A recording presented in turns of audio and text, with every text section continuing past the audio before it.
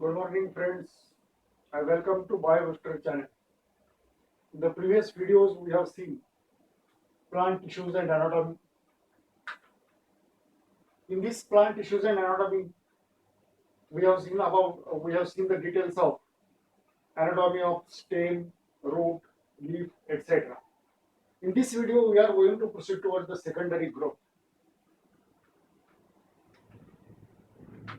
Here, in case of plants, we know that this is the apical meristem. This is a shoot tip. Due to the activity of this apical meristem, length or vertical growth takes place or the length of the stem increases. Similarly, in case of root also, due to the apical meristem in the root, length of the root increases. This is called as a primary growth. So vertical growth of root and stem in length due to the apical meristem, this is called as primary growth. In case of many digots and gymnosperms, you will see that there is increase in the girth of the stem. There is increase in the thickness of the stem. This is called as a secondary growth. Secondary growth can be defined as the secondary growth in plants is the increase in thickness of the stem. Suppose this is a stem, thickness of the stem increases. Suppose this is a root, thickness of the root increases due to the activity of lateral meristem.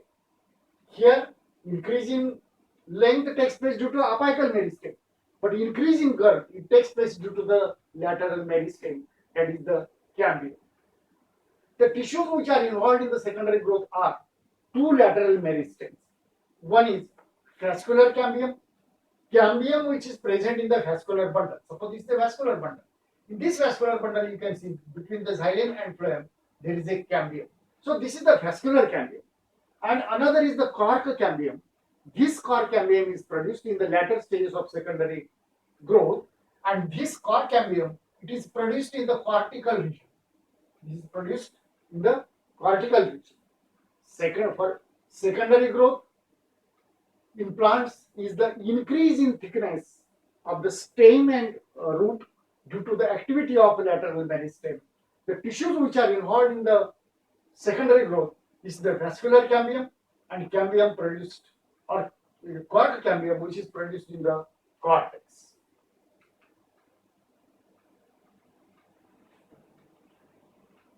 Then vascular cambium. This vascular cambium, it is the meristematic layer that is the responsible for the formation of vascular tissues. Here, this cambium produces vascular tissues, that is secondary xylem and secondary phloem. In the young stem, this cambium, it is present in a single layer between the xylem and phloem. And later on, it becomes a ring in the later stages of development of secondary growth.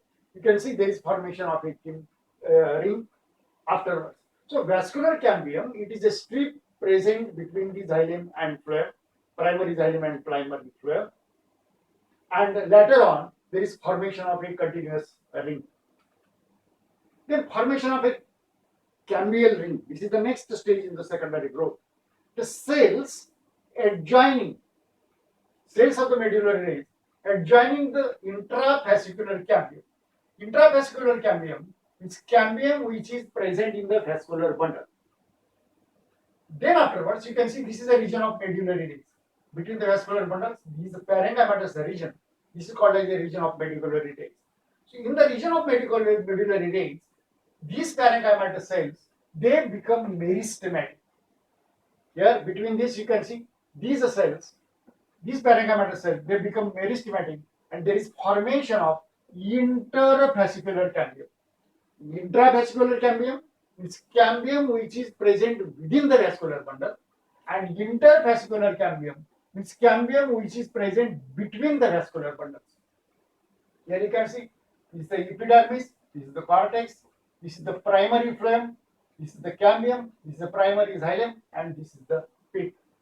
Intravascular cambium, this is the cambium which is present in the vascular bundle, and intervascular cambium, this is the cambium which is present between the vascular bundles. So formation of cambium ring. Thus, due to the joining of intravascular cambium and intervascular cambium, there is formation of a continuous ring of cambium. Then activity of cambial ring. After the formation of cambial ring, this cambial ring, it produces secondary xylem toward the inner side. This is the cambial ring.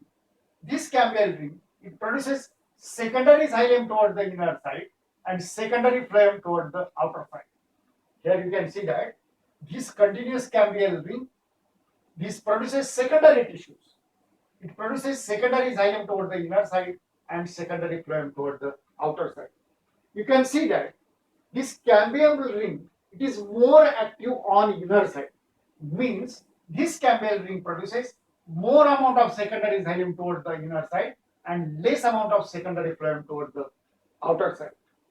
Here you can see that primary and due to the formation of large amount of secondary xylem, primary and secondary phloem. This is the here you can see this is the secondary phloem and primary phloem. These are crushed because of the pressure produced due to the secondary xylem from inner side. These tissues are pushed outer side, and primary and secondary phloem, they get crushed due to the formation and accumulation of secondary xylem. The primary xylem remains intact. Here, this primary xylem, it is pushed toward the inner side and it remains intact at the center. You see here, continuous cambial ring is produced. This cambial ring produces secondary xylem toward the inner side, secondary phloem toward the outer side. More amount of secondary xylem is produced, less amount of secondary phloem is produced. Due to the production and accumulation of secondary xylem, primary and secondary phloem, these are pushed toward the outer side and they get crushed due to the formation and accumulation of secondary xylem. Primary xylem, it remains intact in or around the center. Here you can see the details of it. This is a cambial ring. This produces secondary xylem and secondary xylem toward the inner side, secondary phloem toward the outer side. More amount of secondary xylem is produced toward the inner side, less amount of secondary phloem is produced toward the outer side.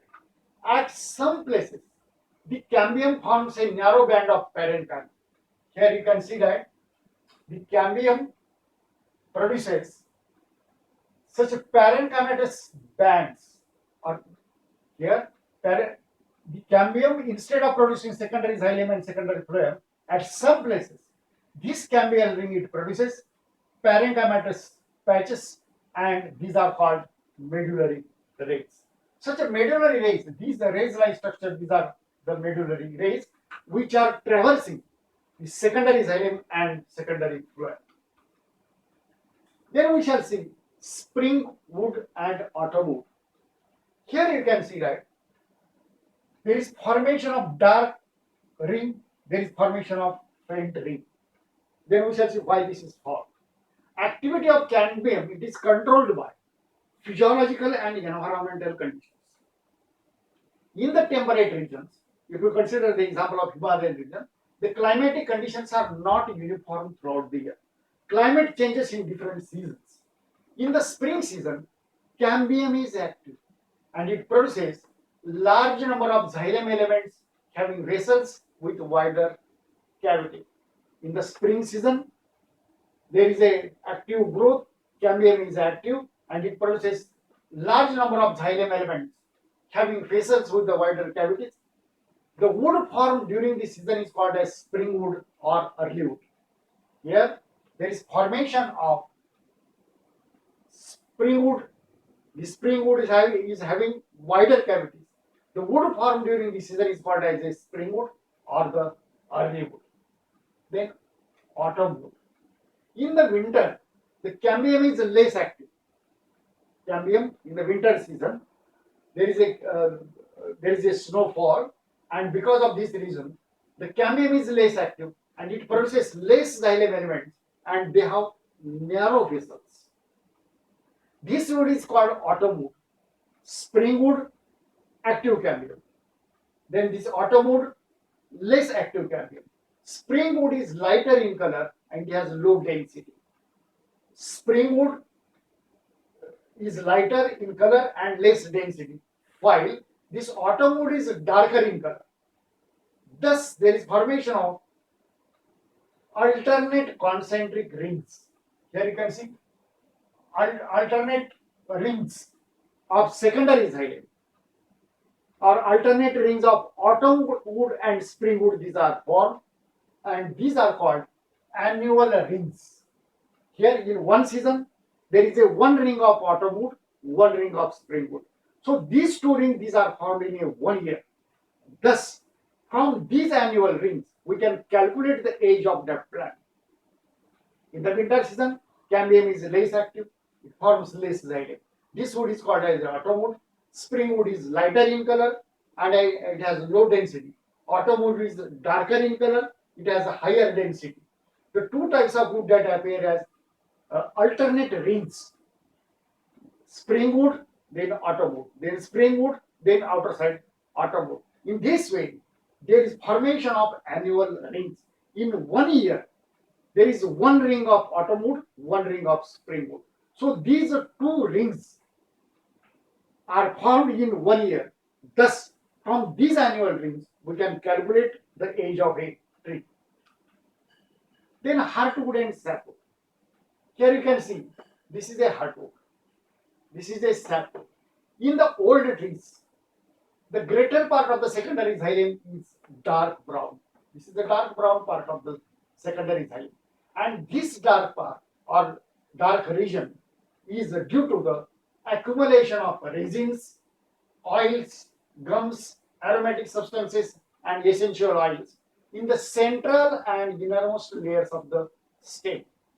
These substances, because of accumulation of or because of storage of resins, oils, gums, aromatic substances, and essential oils, the wood becomes hard, this becomes durable, this becomes resistant to microorganisms and insects. This region contains dead elements with highly lignified xylem elements. Here, xylem, on the walls of xylem element, there is a lignin, and these are highly lignified xylem elements. This is called as a heartwood. This heartwood, or in this case, xylem elements which are present in the heartwood, they do not conduct water and minerals. They only use the mechanical support. This is a hard part, or this is a heartwood. So in the older trees, greater part of the secondary xylem is dark brown due to the deposition of organic substances. These organic substances are resins, oils, gums, aromatic substances, and essential oils.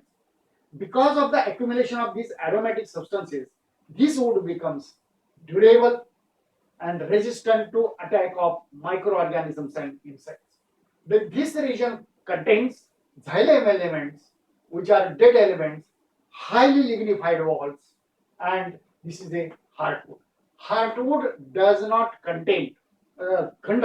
Heartwood does not conduct water and minerals. Then there is a sapwood. Outside the hardwood, here you can see this is a sapwood. Peripheral region of the secondary xylem is lighter in color. This is dark in color. This is lighter in color, and this is called as a sapwood. It is involved. The xylem elements which are present inside the sapwood, they conduct water and minerals in the upward direction. So hardwood, it is the central part. Sapwood, it is the peripheral part. Hardwood is dark in color. Sapwood is lighter in color. Hardwood is resistant to insects, microorganisms, etc. While as compared to hardwood, sapwood, it is less resistant. Xylem elements which are present in the hardwood, they do not conduct the water and minerals, while xylem elements which are present in the sapwood, they conduct water and minerals. Then cork, cambium, and secondary growth.